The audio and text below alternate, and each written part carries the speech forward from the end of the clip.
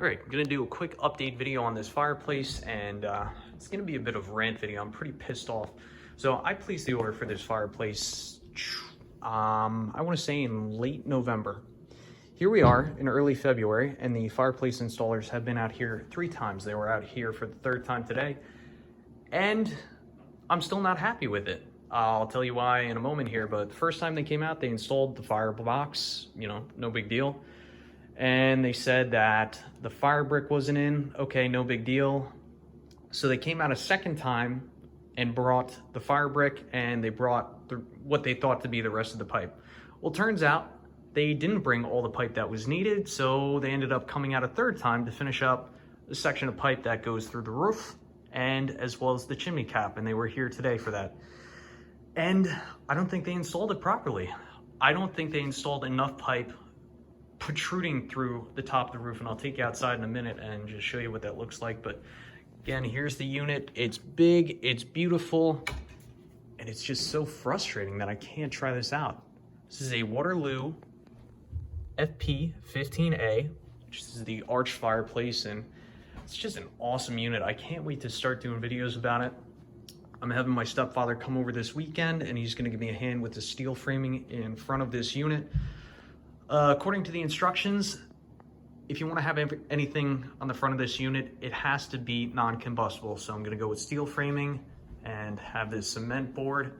Also working on some fire blocking up there, which this is pretty crazy. When they put the original zero clearance fireplace here back in the 90s, there was no fireproofing up there. So if there was a fire in this chase, it'd go right into the floor up there and just spread throughout the house. So pretty crazy. So I'm just taking some of that cement board. I think that's 7/16 cement board, and just doing some fire blocking, trying to make the house a bit safer, which, this is the minimum required distance between the fireplace unit and combustibles. So like wood framing, which as you can see, we're well away from that. We're probably 4 inches away from that. And also in the back, show you what it looks like in the back.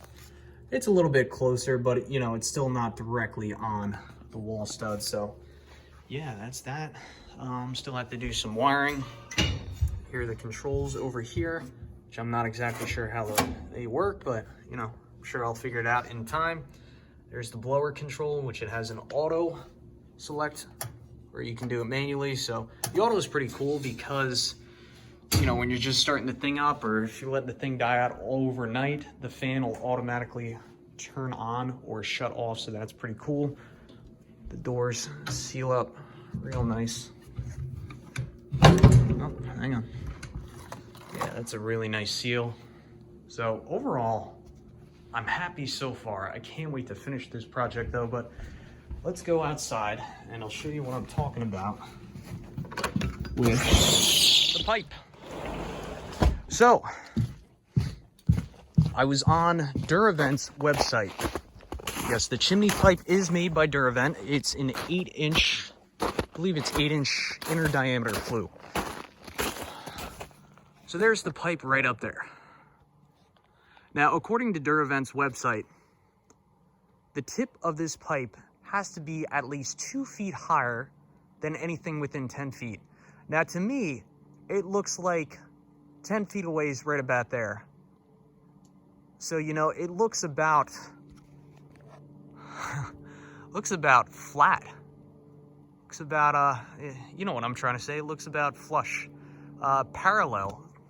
The top of that is parallel to 10 feet away, as where it should be 2 feet higher than that 10 feet, which that really bothers me. You spend all this money on a fireplace, and they come out here and just half-ass the last little section of this project. So I emailed the company. I'm waiting to hear back from them, and that'll probably take us into our next video about this fireplace, and we'll see what happens there. So that's it for this video. I'm pretty pissed off, and we'll see what happens.